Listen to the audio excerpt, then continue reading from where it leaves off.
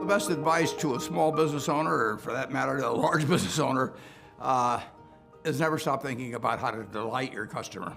Not to satisfy your customer, but to delight your customer. And when you wake up in the morning, start thinking about it. During the day, think about it.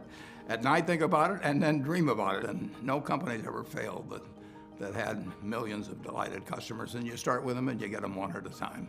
There's no substitute for hard work.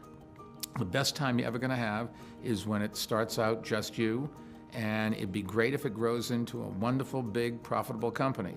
But you're never going to be happier and more satisfied than you are in the first year or so of getting your business going, because you do every single thing. You sweep up when everybody goes home, you're the first one in, you plug in the coffee pot, so when your people come in, they have hot coffee and can get straight to work. You work through lunch, set an example for them, but there's no substitute for hard work. People say luck, yes, but the harder you work, the luckier you get.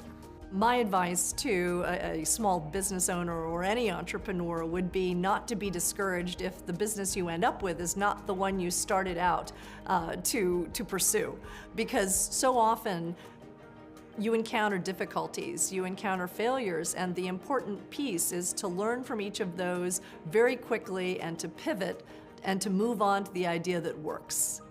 Of course, you have to be close to your products, close to your customers, and think about them. That's the most important, but don't forget to think about your business, what your plans are, what you want to do next, how to take your business to the next level. Again, think about being in your business, but think about your business as well. My best advice is to really work hard to clarify what your purpose is and be able to articulate that, be able to communicate it in a simple sentence. And the reason that's important is as you bring people into your company, I think the most important question you ask them is, why are you here? Why do you want to join this company? And if you hear that purpose back, if you hear that passion around that purpose, makes everything a whole lot easier. Any skill can be learned and taught, but passion cannot. Being an entrepreneur can be a roller coaster ride at times. You will have great days, you will have not so great days. You may even from time to time have an awful day. You've got to stay focused and stay level-headed and keep your feet on the ground.